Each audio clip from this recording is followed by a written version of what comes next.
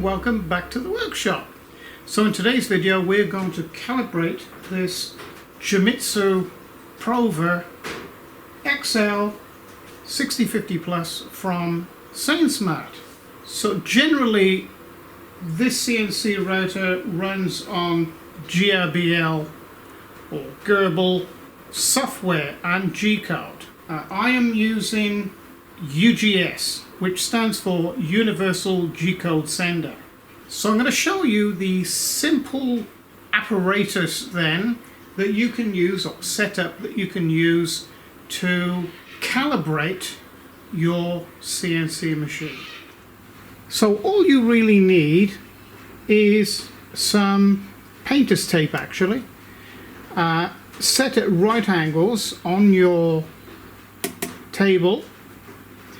And I've marked off accurately 200 millimeters from line to line in the X, and from this line back here to this line 200 millimeters, so we can check the X and the Y travel for accuracy, and we can alter that in the UGS profile. It's also handy to have a vernier gauge too, and it is very necessary to have a very pointy tool. It just makes life a little easier for you. Okay, so the first thing you want to do is go and have a look at the settings within your UGS profile. So you come here to the Control tab and you come down here to this bottom line, and all you do is put the sign for $, and press enter. Let's expand this a little.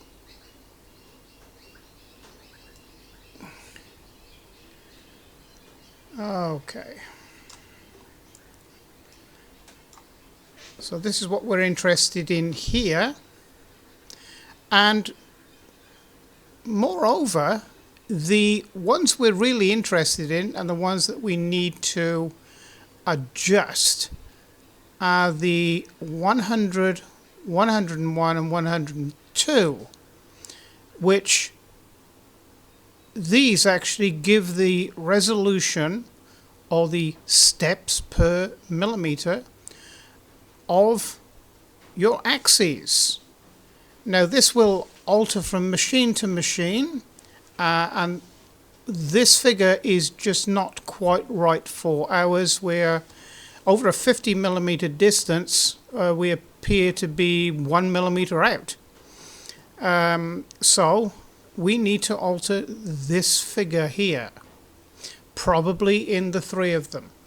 So what I'm going to do first, so we don't lose these standard settings, is come all the way up to here and copy everything just as normal. Copy. Then we're going to come down to let me see, WordPad, that'll do, and we'll come down a couple of and paste. So we have a permanent record, and we'll save as to, let me see, download. I normally save it to the desktop, then sort it out afterwards.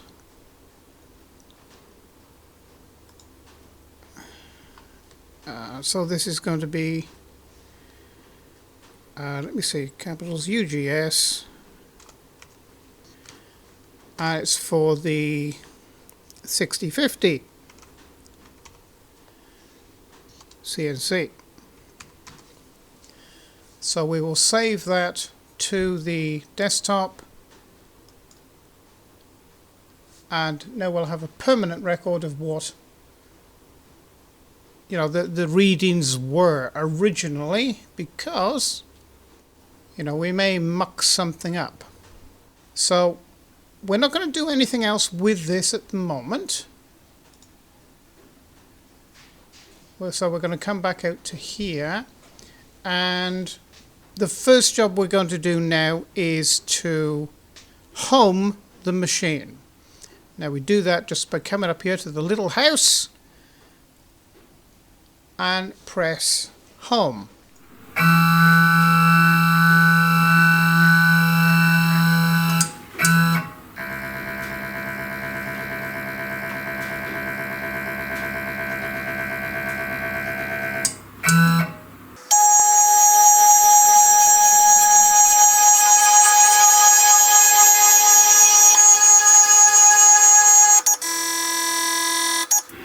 Right, so I've just set the distance per pulse or per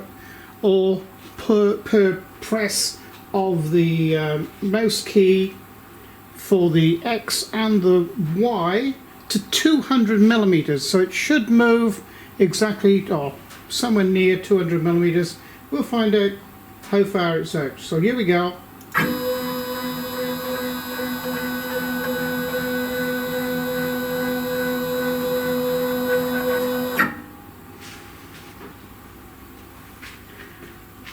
Okay, I'll zoom in a bit to that so you can see.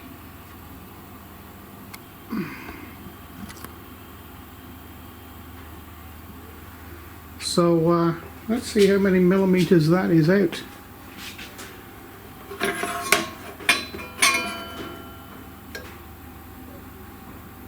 That looks like it's 2 millimeters out.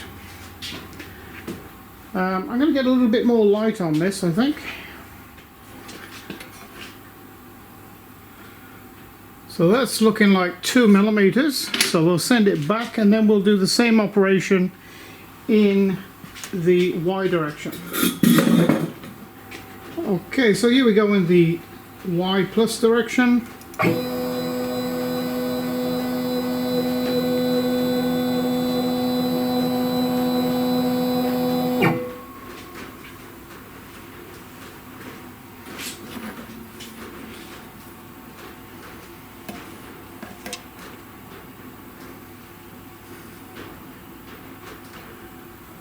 And it's looking like 2 millimeters there too, which you would expect because the screw thread on the axes are identical, and it's also identical on the Z as well. But we'll leave the Z till later, and we'll come back.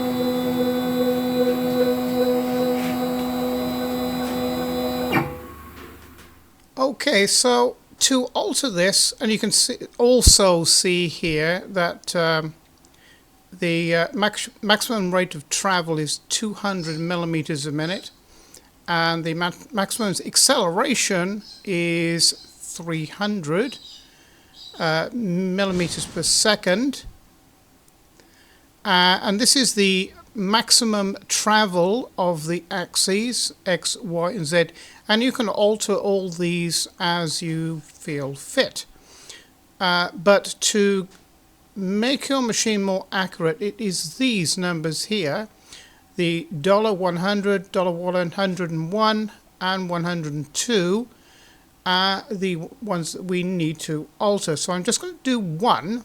So I'm going to come down here in this program line, and we're going to write $100 equals, oh, that's plus, equals, we better put a gap there, I think, equals, now we're going to alter that down to 150, 150.3 zeros, and press enter.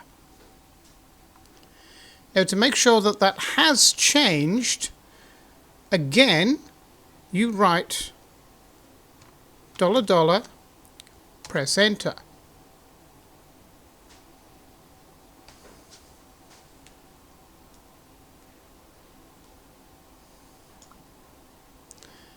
And you will see Oh, incidentally, you do have to scroll down. Scroll down, and then you'll see the alteration.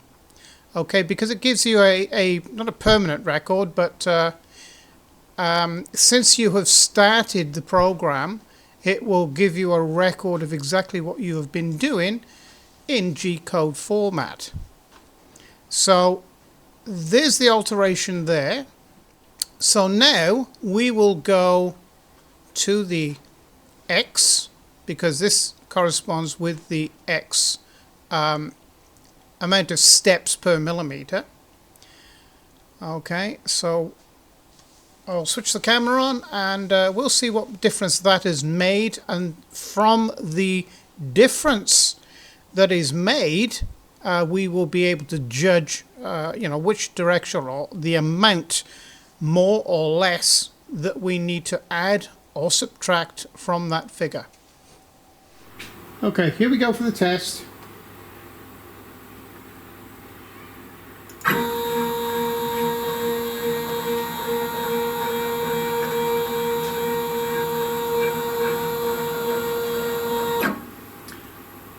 Well, that is clearly too much travel.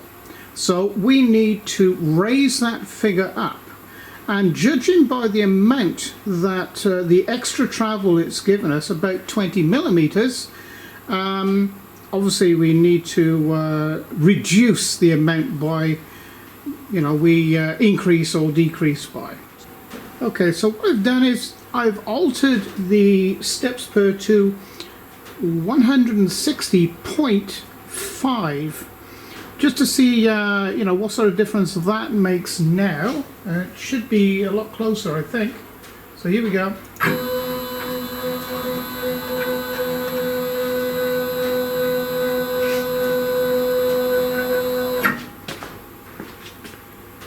Oh yes, that's looking extremely close, actually.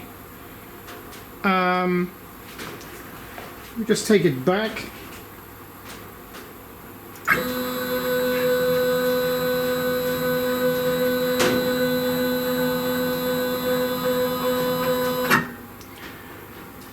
Okay, I'm going to alter that to 160.6, and I think that'll do it.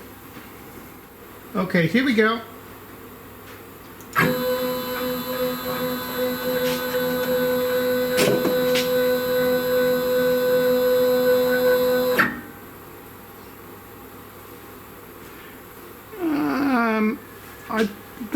I can tell that's a little better, but I think we can go to 160.7 actually. Just take this back.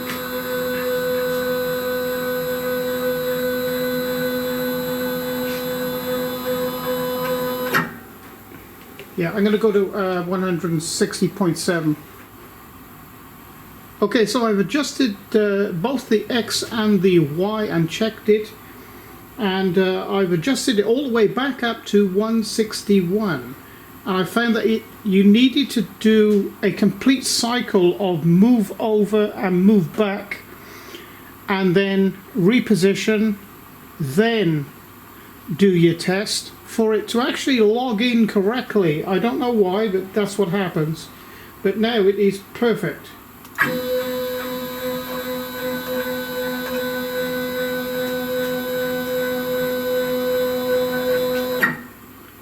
And back.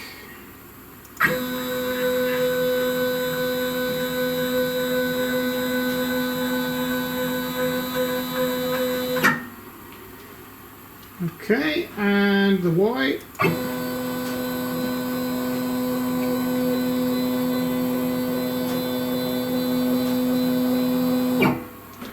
Absolutely perfect. So that is the setting.